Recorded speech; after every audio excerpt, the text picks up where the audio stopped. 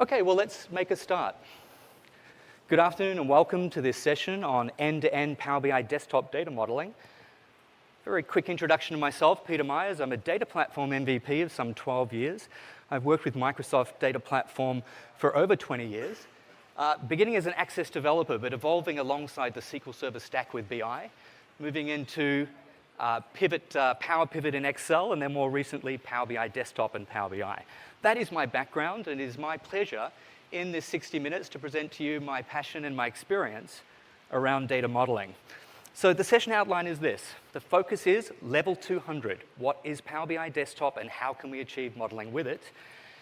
And the intention is to describe to you end-to-end how we can achieve modeling. We'll wrap up quickly with a review and takeaways. So let's make a start.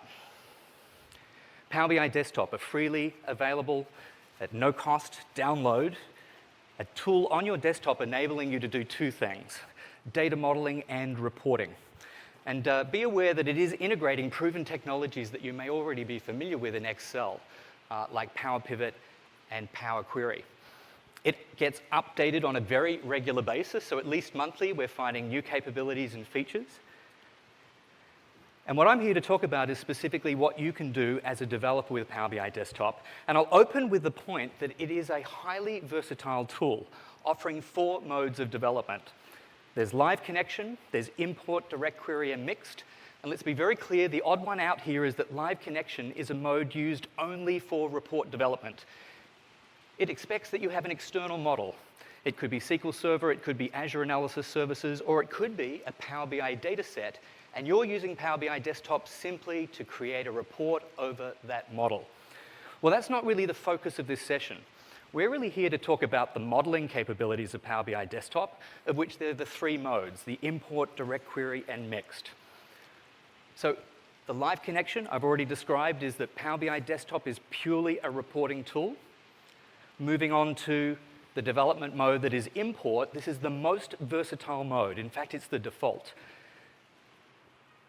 It literally means you will connect to data and import data into the model. And it provides you the most versatility because you can connect to 1 or more data sources. There's no restriction on what types of formats. And therefore, it is the common modeling design approach used when integrating data from different sources. As the example shows here, it could be file-based, it could be a relational system, social media. Benefits are huge. Best query performance, data integration, no restriction when it comes to using the functions available in DAX and Power Query. But there are limitations you need to be aware of, that data that is imported is going to grow old at some point in time. All right, so you will need to be responsible for configuring a data refresh to keep the data up to date. There are also restrictions on the amount of data that you can load, with the 1 gigabyte limit being the restriction for Power BI in non-premium capacities. Very quickly, I'll introduce that there is a direct query mode as well. This is highly restrictive, but it's there for 2 specific purposes. That our Power BI reports need to deliver up-to-date data where possible, so for low latency delivery. And where you might have excessive volumes of data that are impractical or uneconomical to import into the service, then direct query says just leave it in place. As Power BI queries the visuals, they will query the model, but the model in turn will query the underlying data source. All right, but this has huge benefits, but also amazing restrictions. All right, so it needs a specific data source type. You're highly restricted in the functions that you can use in DAX and M, and it can have other consequences for the source systems that are hitting them. I would not regard this a mode that the business analyst should be doing. While Power BI Desktop will let you do it, it's something that should be developed in close conjunction with the database administrator to ensure that the impact is minimized or that the system is optimized for the workload. And guess what? There's one more mode that's mixed, where you can have import data and direct query within the same model. This is a more recent introduction. And again, it's an advanced concept that I would say is generally beyond the reach of the business analyst. So what this would mean then, when you embark on a project with Power BI Desktop, is that you need to make a decision. Which mode am I developing in? If that model already exists in SQL Server or Azure, or it's a Power BI data set, then it's a no-brainer. There's no modeling to do. you'll just create a report over a live connection. But where that model doesn't exist, you'll ask yourself some further questions. Do I need to integrate data sources, in which case, then import is the most common mode. If not, you might then consider the complexity of the business logic. Do I really need to leverage the full power of DAX or M? And if you do, well, then you'll need to stay in the import mode. And next you might ask yourself, but is direct query really the right fit? I need up-to-date data driven through the model, or I have just huge volumes of data that I could never import, in which case, go for direct query, but you'll find likely, and I would suggest 95% of the time, and for this reason, the defaults in Power BI Desktop are set to the import mode. The last discussion here when introducing is to remind you that Power BI Desktop is not the end-user delivery story. The intention of Power BI Desktop is, as a companion application to the Power BI service, is that you will develop reports and models with the intention to publish them to the service. And when published, the model that is contained within your Power BI Desktop file, we don't call it a model anymore, we call it a data set. And that then becomes a source upon which reports and dashboards and Q&A with natural language questioning can be based upon. If it's an import data set, you'll then take those extra steps to configure perhaps an automated data refresh to ensure that that data without your involvement is kept current on a recurring basis. And be aware that you can republish your Power BI Desktop files, but we ask you to do so with care, where you acknowledge that there are reports that are building dependency on the models that you've deployed. Then, of course, if you're going to overwrite it with new features, take care not to remove or rename things that will break dependencies.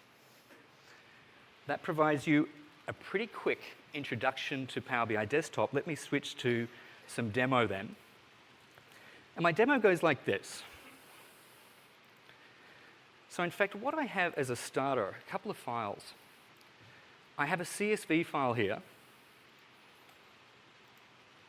that represents the data for a fictitious company that sells toys. And you'll notice here that in the CSV file, there is a header row, and then we have rows of data representing all of the sale order transactions.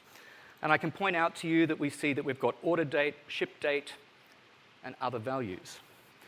Well, if you want a model, you can take the simple step of simply getting data, and then you can connect to a file, and then you can just upload a CSV file.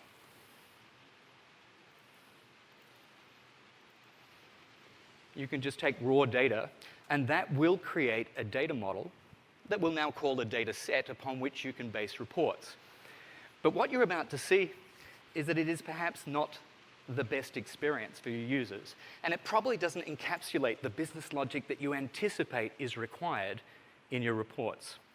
So let's take a look. Now that I have the sales analysis data set here, by clicking on the data set, it requests that I create a report. And then when we create a report, we get to see the interface to the model. And believe me, I'm clicking, but I'm not getting a response. And I'm clicking extra hard, and I'm still not getting a response. There we go. All right, the result of uploading a CSV file is one massive table of fields.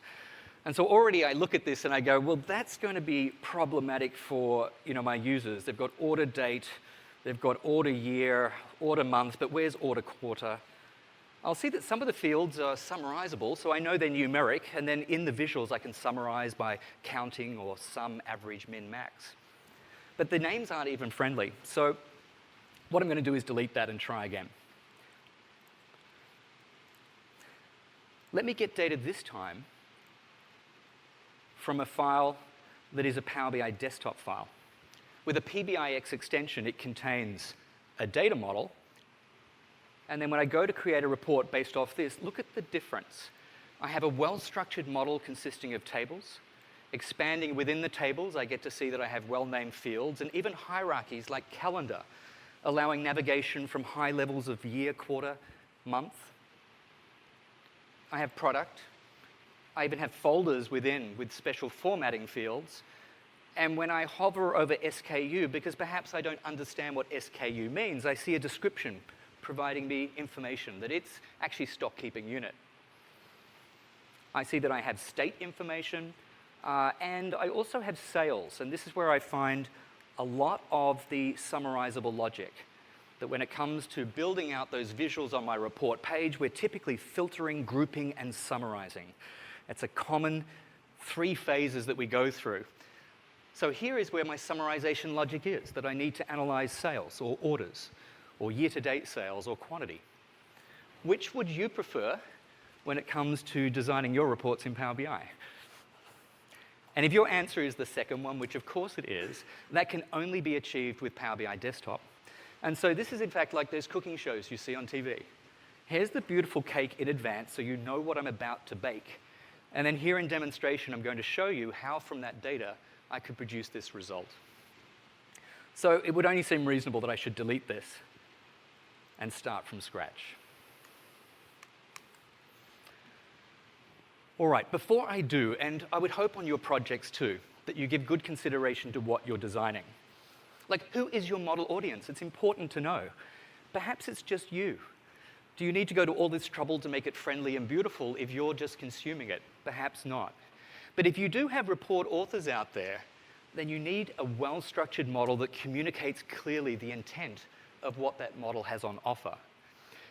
But let's not think that the report authors themselves is the end of the stories, because Power BI is driven also as a service for end users to answer questions. So end users, as I demonstrated when I said, well, what was the average value on the dashboard? I could ask a question with Q&A. So we might want to also optimize the model experience to ensure that these people with minimal education can ask natural language questions and get the responses that they need. There's also another consideration that it is possible to connect to Power BI datasets by using Excel. But you do need to be aware that Excel uses MDX, multidimensional expressions, to query that model, and therefore it requires measures be defined in the model. It cannot summarize columns containing numeric values. So you do need to think in advance. Who am I designing for, and ensure the model meets their requirements? And of course, that last point, which is what are the questions that they're going to ask? And therefore, let's ensure we deliver the right tables, fields, hierarchies, and measures to support those questions. And the other thing that we bear in mind are, what are the challenges that we have with our particular data? Perhaps it's the volumes of data. Am I going to exceed the limits when it comes to an import model? How up-to-date does this data need to be? Do I need to integrate multiple sources together? Do I have complex table relationships and calculations? And is there sensitive data that says that different report users should see different data, even though it's the same report? Right? These are all of the things that are in my mind when I'm embarking on a new project. And so here is the recipe or methodology for creating a Power BI desktop model. We start with queries, we configure table relationships, we enhance the model for usability. There might be special features that we need to add. And this is often optional, but are there security considerations? That all of my intended audiences, do they see the entire data in the model, or is it restricted based on something about who they are? And at that point, we've got something that we can publish, and there are some post-publication tasks that we have to consider also in the Power BI service. So are we ready for one big Uber demonstration? Let's start. Yes. All right, you'll notice that my pace is reasonably brisk.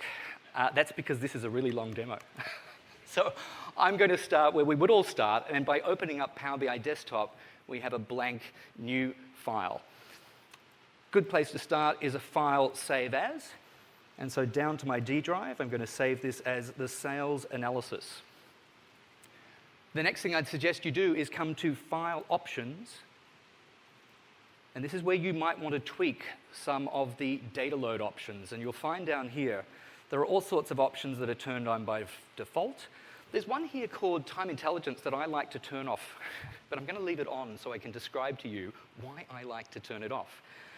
The good news is in the last release, they've made that property a global property, which means you can turn it off for all projects that you create.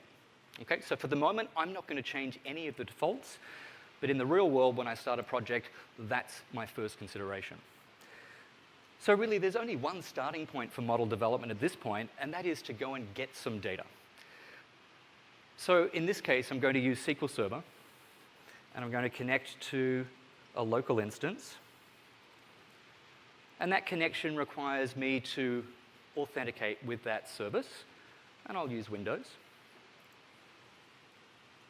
And having authenticated, the next level in is which database am I going to connect to?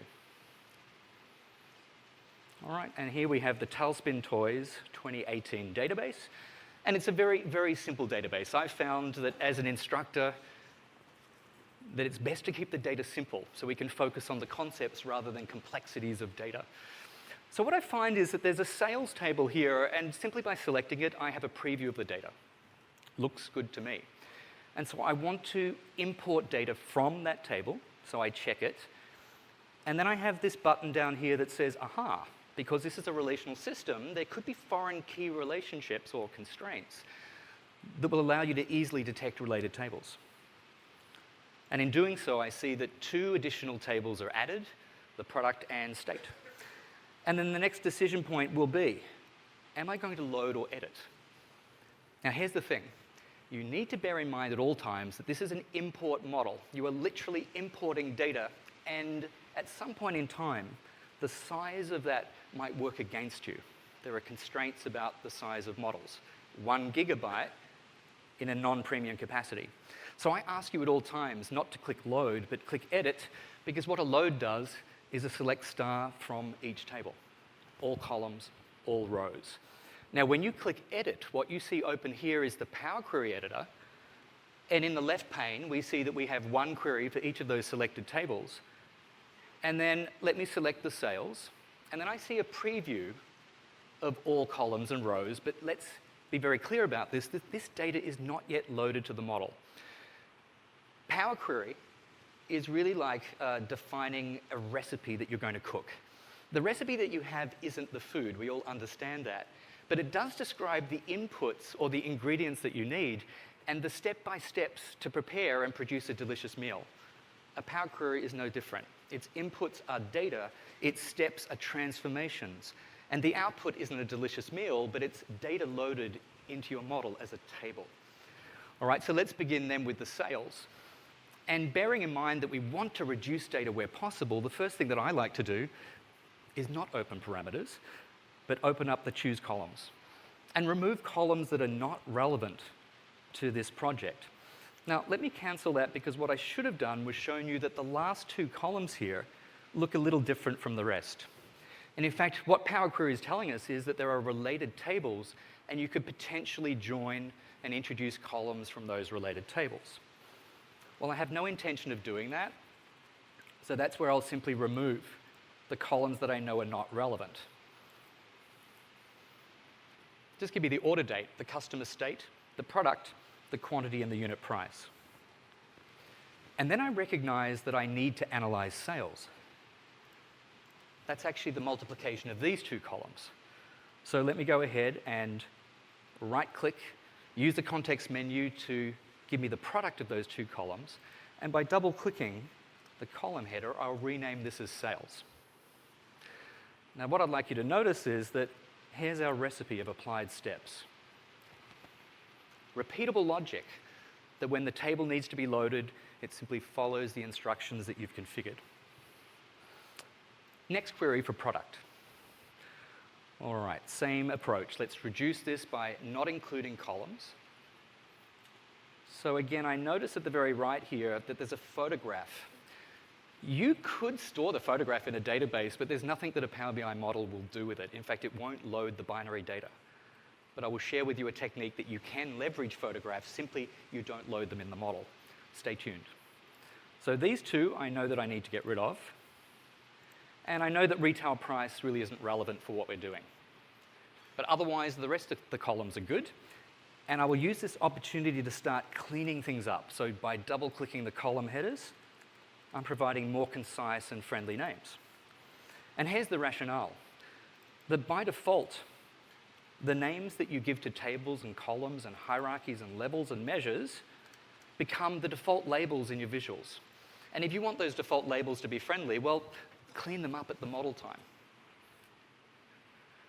And I think I'll go back to sales because I've realized that unit price here should have had a space in it as well. On to state. So what we'll see is that all of the 50 United States are here. They're assigned to a region, which is defined in a region table. So let me show you the technique here that I can remove unwanted columns, but this time leaving region, whereupon I can expand it to introduce columns from its table. Go ahead, give me the region name column. And now I have a query that joins two tables together from the source. Let me clean up the names.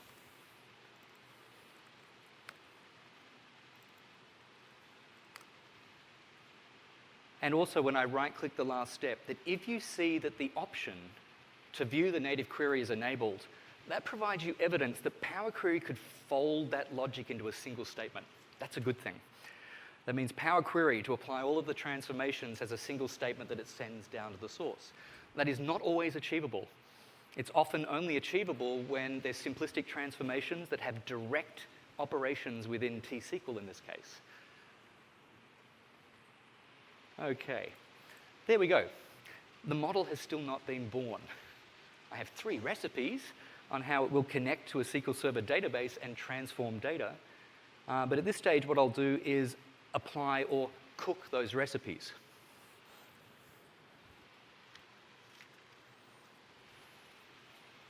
Whereupon you can see query by query, importing, loading data. I'll switch back to Power BI Desktop. And then here on the left-hand side, I can switch down to the model view. This is a great view. If someone hands me off a file, this is the first view that I would look at because it provides me a complete perspective. What are the tables in the model? What are the relationships between the tables? And what we can see here is that we have our product, state, and sales table and a single relationship. All right, but one relationship was not auto-detected. And that is the relationship between the customer state ID and the state ID. And clearly, the auto-detection logic is looking for an exact match of name, all right, which didn't quite work out here.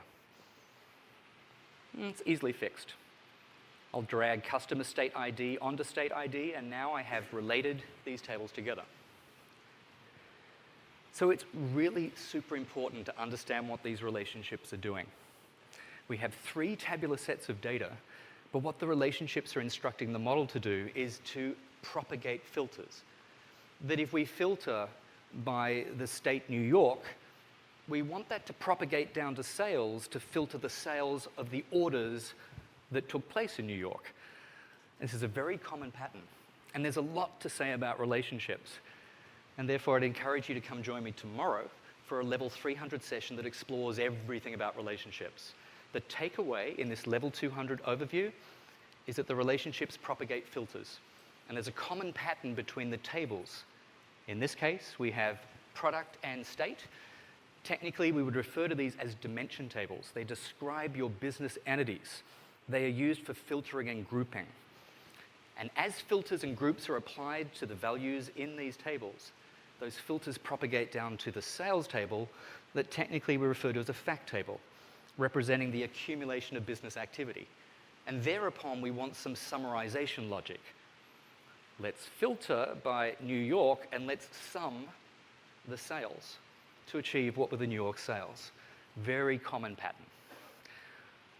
At this point, when you have the right tables and relationships in place, you have the foundations of your model good. If it is not good, you really should not proceed. And iteratively, you might go back to the Power Query editor, redefine your queries to get the right columns and values, come back, ensure that this model view looks good. Now, there's one table that's missing that's super important. In fact, every model I've ever developed in my career always has this table. What is missing? A date table. But you might argue that, hold on, Peter, order date is here in this table. Can't we use it for reporting? Well, let's see. So if I come to the sales table, and I'll see that order date does generate a date hierarchy here. Remember that option that I said was on, the time intelligence? That's what that option is doing. For any column of type date, it automatically generates this for me. And therefore, I could produce a visual like this. There's a matrix of sales by year, and I could drill down. But you see, herein is the problem with this, that it isn't necessarily the way that I want to define time. You know, I come from Australia, and the typical fiscal period is July through June. So these quarters do not align to what would make sense. So for this reason, I'm going to go ahead and remove this visual. I will show you what happens now if I come back to my options, and for this file, I turn off that time intelligence. Watch right there, disappears.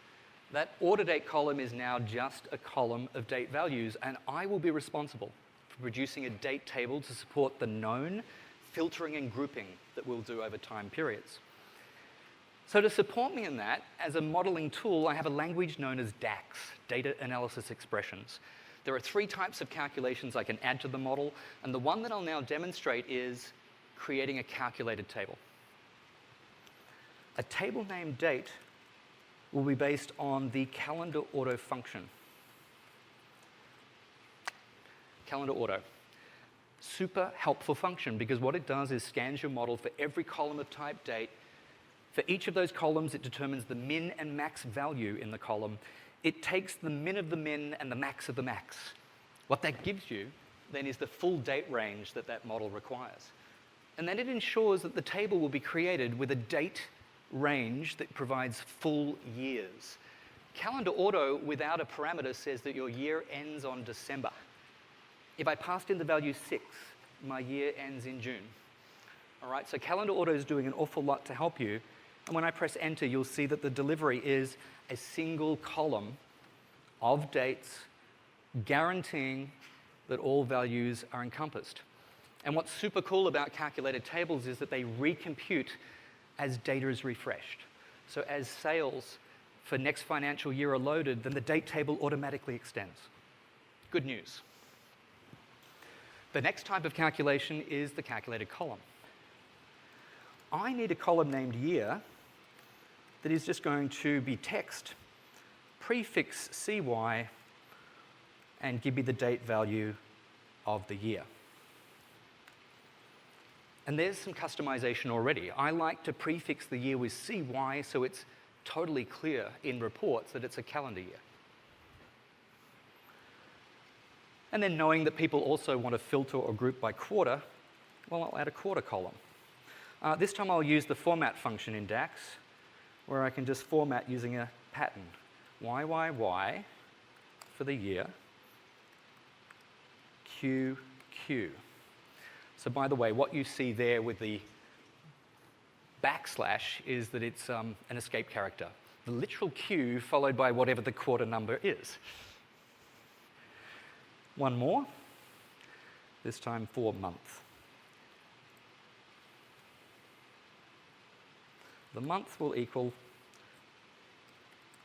format the date. And I use the first 3 letters of the month.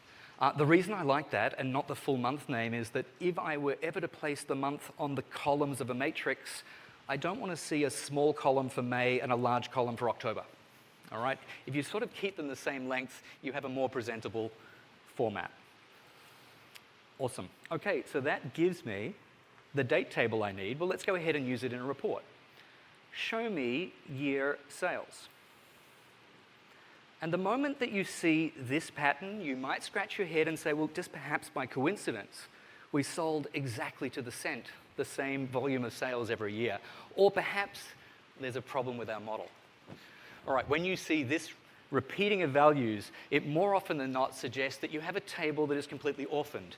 Can you appreciate that by filtering by calendar year 2016, there is no filter propagation to sales? You're just getting the sum of all sales every time.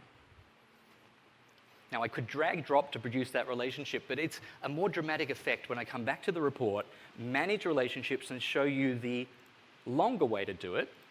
So let's create a new relationship between the date table and its date column, and the sales table and its order date column, and watch instantly as that visual updates to say, aha, now the filter propagation happens as it's meant to. All right, now the model's taking better shape. At this point, the foundations are laid. And we can move to the next sequence in the development methodology that's about usability of the model. And so table by table, let's focus on this. All right, so if I was to switch this to a matrix visual, and let me just increase the font size.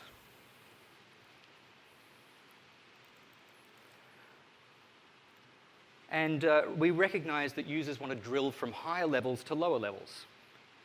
So here I am dragging in the quarter and the month, so now I can achieve this drill down. Okay. Well, where you recognize there's a need to do this, you can declare this in the model as a hierarchy. All right, so here I right-click here, create a new hierarchy based on the column, and then I rename that as calendar. And then it's just a matter of dropping the other columns onto the hierarchy to produce this path.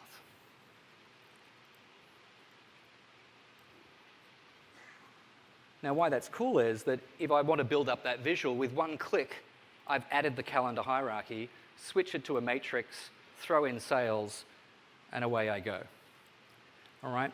But in addition, you have declared and communicated to your report authors that there are relationships between columns in this table, and they provide navigational paths from high levels to lower levels. While you don't need them, they're a usability feature that speed up the development and communicate an awareness to report authors. Okay, lots of Power BI visuals love hierarchies. All right, the next thing to consider will be that if I remove the quarter level and then I drill down to look at, the monthly sales, something's not quite right. Or is it? I don't know. Depends on your standards. My standards suggest that this isn't good because what we're seeing is an alphabetic sequence of columns, not a chronologic sequence. And that's because the data type is text. It's just using the basic rules of the alphabet to sort them. Well, as a modeler, we're in complete control. So what I'll do is add a new column, a calculator column to my date table, and this will be the month key, which will equal whatever the year of the date is multiplied by 100 plus the month number.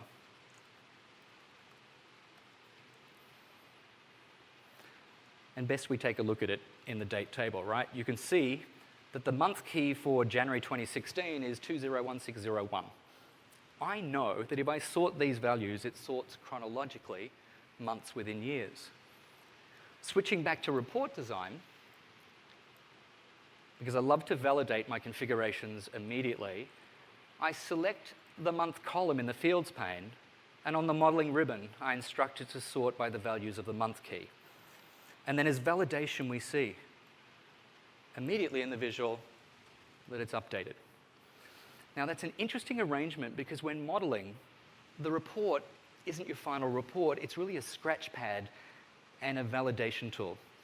All right, I often just delete these visuals. In fact, I don't like publishing my model that has a report in it. All right, empty report. This file contains the model only. Therefore, the report to me is a tool to validate my design. Haven't quite finished that month key. It serves the purpose of sorting the month values, but I'm going to hide it. It's still a column in the table, but it will not be visible and available to my report authors.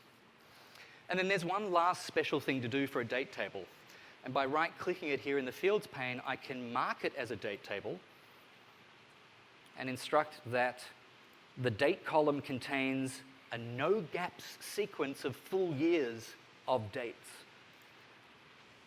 And internally, that marks the table, and it allows certain advanced DAX functions, like time intelligence functions, to behave properly. All right? So that completes my enhancements for the date table. All right, switching to model view then. I might just resize this so we can see our efforts. Let's take a look then at the product table. All right, so the first thing is I notice they have a category, and category drills into product. So this is the new model design view. It provides a new approach to defining a hierarchy. Let me show you.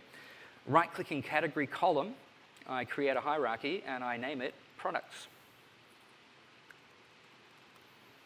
And then I expand the advanced section, and you can see that I can just add additional columns to become levels. So from category down to product, apply those changes, and that's the new approach to creating a hierarchy.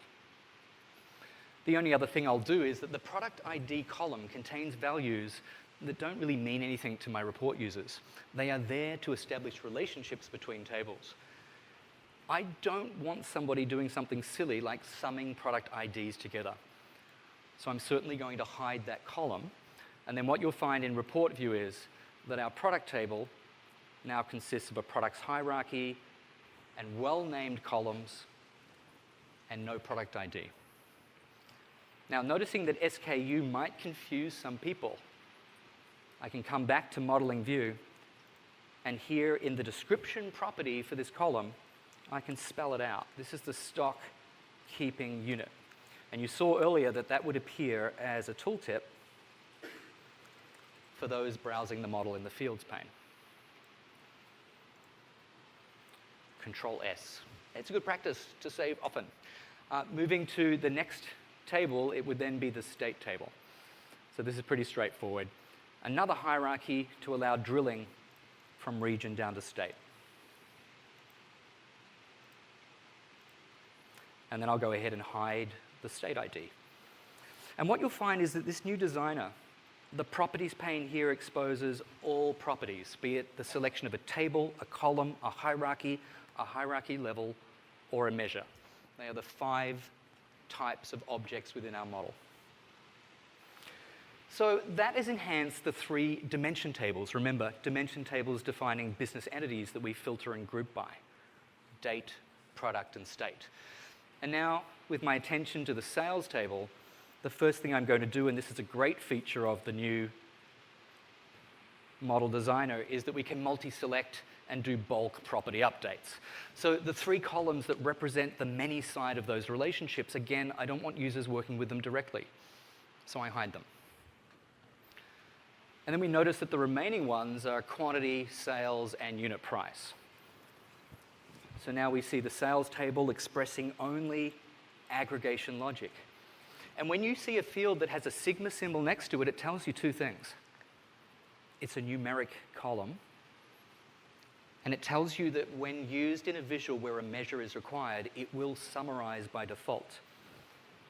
How it will summarize, it doesn't tell you, but what summarization technique do you think it uses?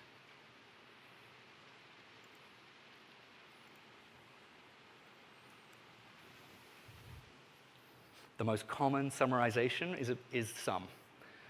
Is that appropriate for every numeric column you have in a fact table?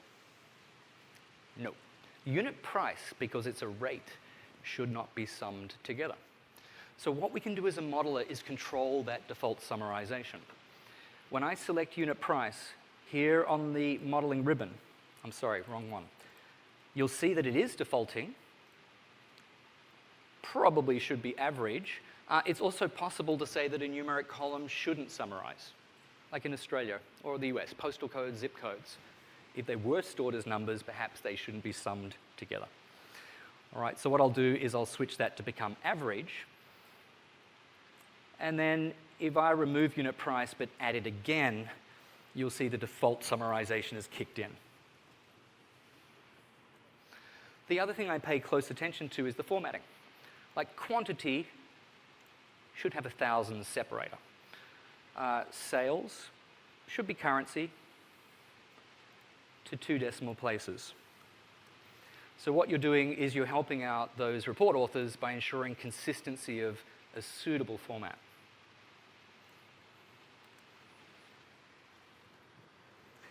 Now, summarizable columns only go so far. For more complex logic, well, you'll need to define them in a different way. Okay, so that introduces the topic of measures.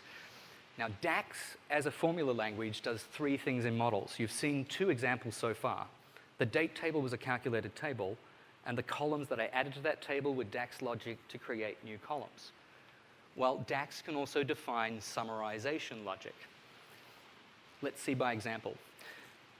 I right-click the sales table, I add a new measure, and this measure is going to be named average price. And I have an average function, and I simply pass in the unit price column. I think I need to name it properly too.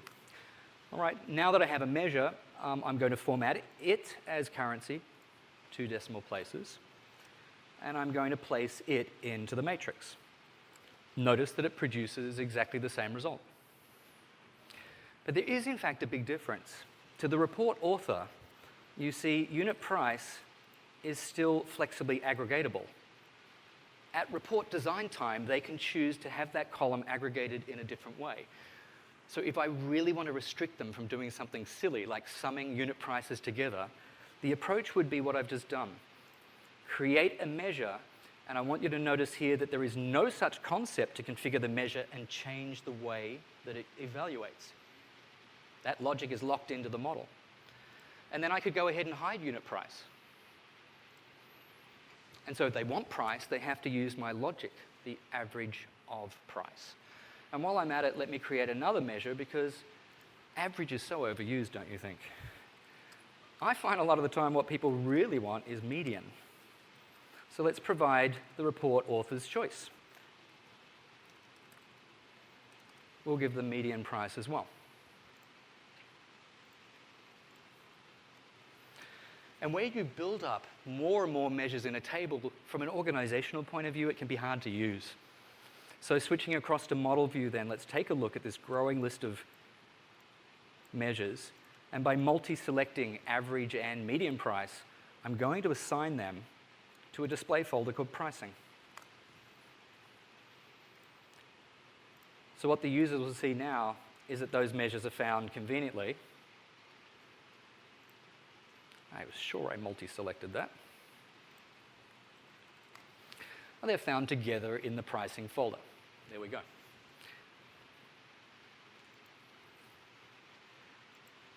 So there we have it. We have measures for average and for median. We might also want to know the number of orders. So let me just go and add a handful of other measures. I'm going to say, well, what were the number of orders? You can simply use DAX to count the rows in the sales table. And by formatting that with a 1000 separator, I've now got the count by month of the number of orders. Now, we went to the trouble of creating a date table and marking it as a date table. Well, let me demonstrate a simple use of a time intelligence function, a new measure that will give me sales year to date. And built into DAX is the total YTD function.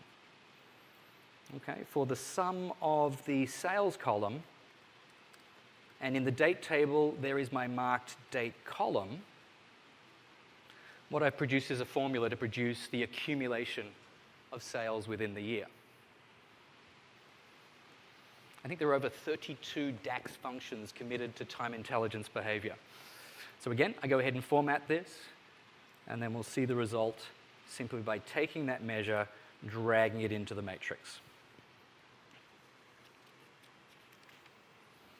That's tip of the iceberg when it comes to what you can achieve with measures. In fact, the more complex a model is, or the complex the reporting requirements rather, usually it comes down to the complexity of the measure logic to achieve the right summarization you need.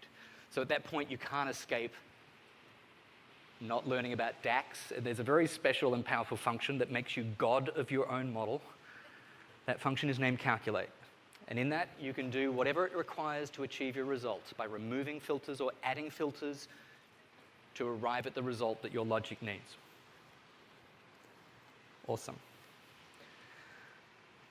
Okay, so I present this to my manager and say, okay, model's done.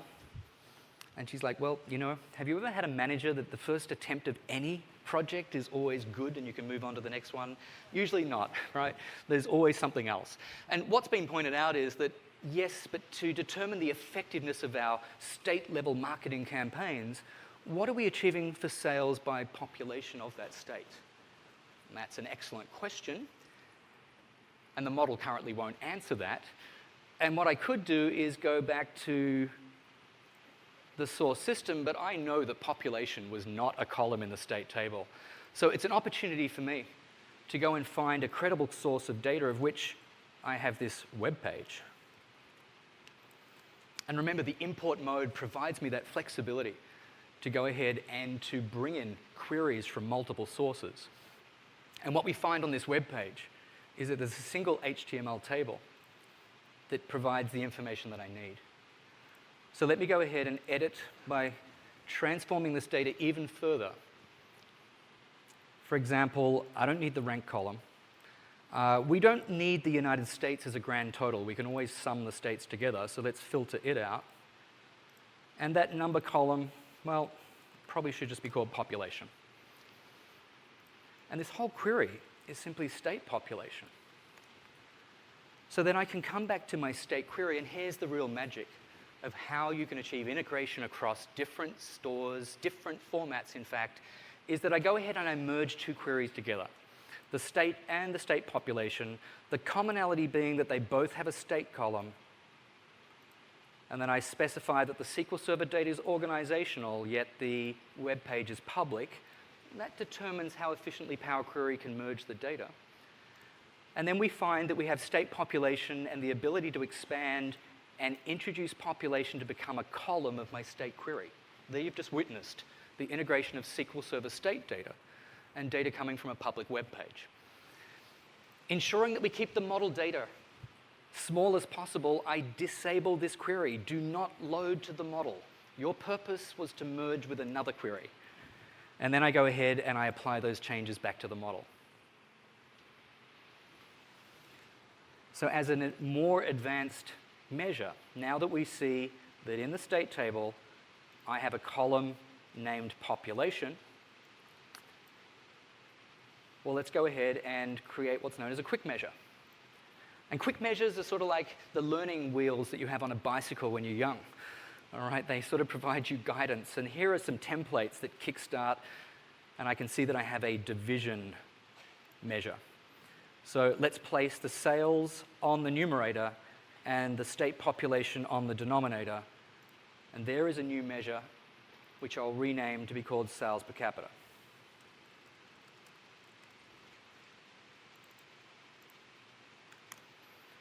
And now when I drag this in, and we'd probably want to see sales per capita not using time. So let me remove calendar and place my states hierarchy on the rows. So now we could drill into Midwest and say, okay, sales per capita doesn't look right, does it? Not count A, hold on, that should be sum. My learning wheels didn't quite work. Divide the sum of sales by the sum of population. Now we see something respectable. All right, and that answers the question. And this is a great example of what Power BI Desktop excels at.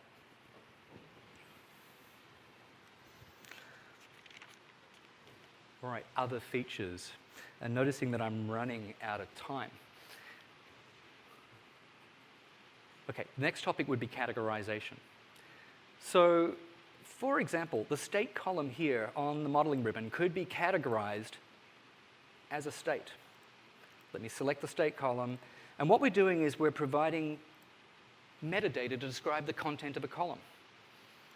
The state code is also a state. And you'll see these indicators that tell users that these are spatial fields. And in fact, Power BI by default, if it has an opportunity, will choose a mapping visual to display state or state code. But categorization can be used in other ways as well. So let's see this. The topic of bringing in images is really the trick, is that you generate a URL to an image on a web server. So what I'm going to do here is go to my product table, and I'm going to add a calculated column that says this. For each product, the image will be found by using this path and formatting the product ID with leading zeros to 4 characters and appending the PNG extension. And then back in the model, let's do this. Back in the model, I select my new image column, and I categorize this as an image URL. And that allows me, if I was to build up a slicer, to do something very cool like this. Let me specify that it's a horizontal layout. And now what we see is the users can filter simply by selecting from one of the images. Okay, so that requires you to obviously store the image files, format them so that they're the same size if you want consistency, and then use the name of it to somehow link back to the data. And so while I'm here, I'm going to produce another slicer for region, and I'll also use the horizontal layout. And I'll place this across the top. And then I could build out a report like this. Let's just create a table that says, show me the state and the quantity and the number of orders and average price and sales per capita. And then my manager says, yes, but sometimes I don't know where Alaska is, believe it or not. And I want the model to assist me. It should be able to launch a web page and show me on a Google map where I would find Alaska. All right, so let's add another calculated column, this time to the state table. And using my trusty snippets, you'll see that I've just got a show map column here that just builds up a query path to Google Maps. Just substitute the state name into the query string.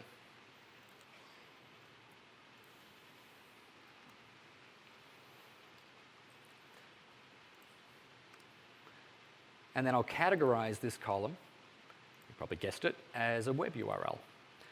And so now switching back to the report, if I go ahead and add in the show map column, well, that's not a great job. But there is a formatting option on the table that says turn the URL icon on. And now you see you've reduced that full URL to a link. So if I want to find out where California is, I can now just click on this link, and the web browser of my choice will open up that URL. Way more powerful internally. Show me a photograph and the current stock levels of this product. Have a web page with a query string, pass the product stock keeping unit in, and there you go.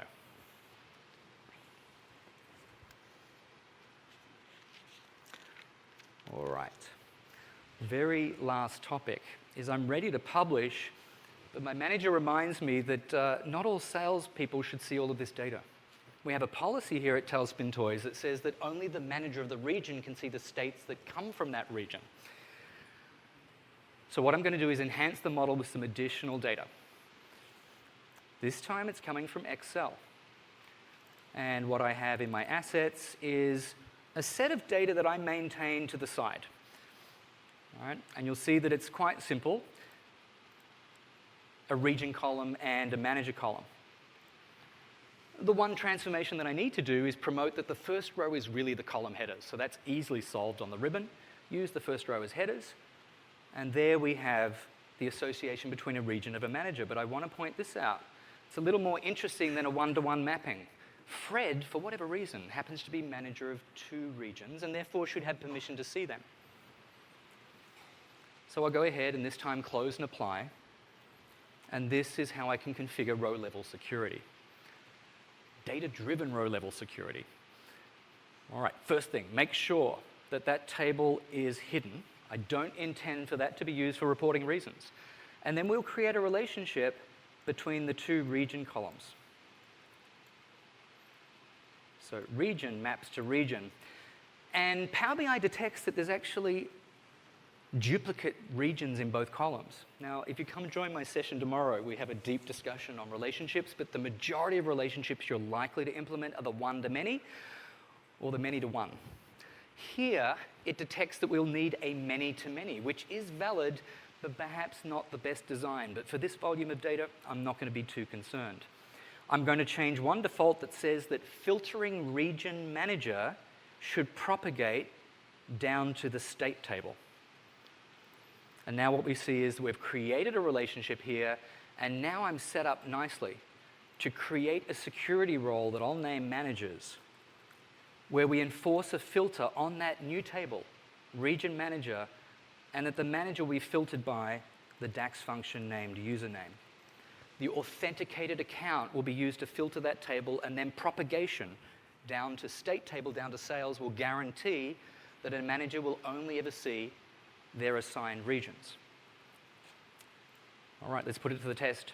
If I were to test this as Amy,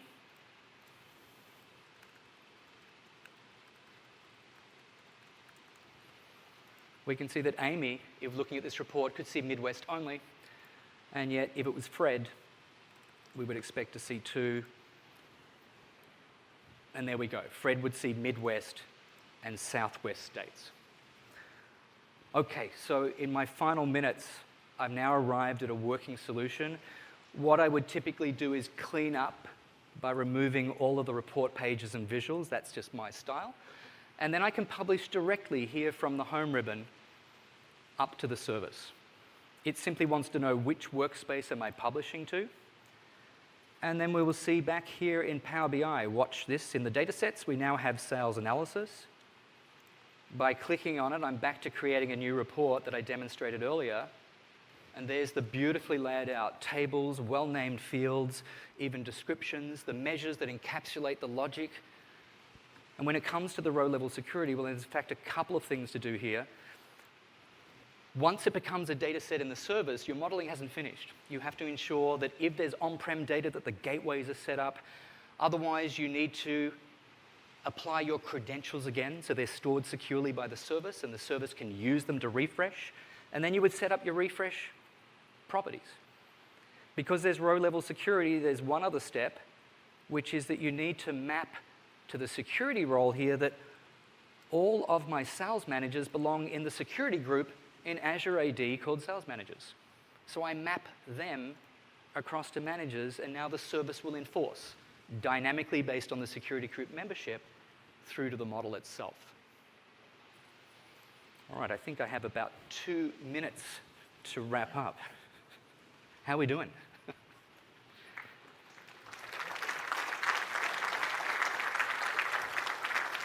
Thank you. Well, all of these moving pieces, how do they work?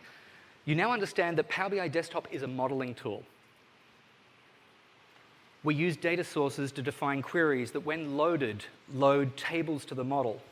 They consist of columns, even calculated columns, and relationships between tables is what gives the model the behavior of filter, group, and summarize. For usability, you've seen you can add hierarchies that are really just a sequence of columns, providing a navigational path from a high level to a lower level. And then when it comes to custom aggregation logic, you have measures. When it comes to securing the model, if you have that requirement that different users will see different subsets, you create roles that are rules that enforce filters over the model. And then if you choose, go ahead and build reports on top of that within the same file. Although my recommendation would be you would publish it and then open up Power BI Desktop again and do a live connection to it and keep your reports separate from the model itself. Key takeaways. Power BI Desktop is both a modeling and reporting tool and very versatile. We've just scratched the surface because we didn't even talk about direct query. We didn't talk about mixed models either. In the default mode, which is import, it provides you the greatest design choices and the best performance. Remember to plan carefully, considering your model audience and the design challenges, and know that a modeler will require diverse skill sets. You'll need to understand your data sources and formats. You'll need to know how to transform the data, perhaps using custom M logic in Power Query. When it comes to creating those calculated tables and columns and measures, you'll need some DAX skills as well. I'll remind you that tomorrow I have 2 sessions if you want to drill deeper on relationships, and I left that topic very simple for now. I have another 60-minute session on the do's and don'ts for relationships tomorrow. And if you're keen to get a hands-on opportunity at this event, I have a 2-hour workshop tomorrow afternoon on working with modeling in Power BI Desktop. We're pretty much arrived at the end of the session. I will thank you for your time, your interest, and your attendance, and ask you, please, if you could just take a moment to use this link and to provide your feedback on this session. Thank you very much.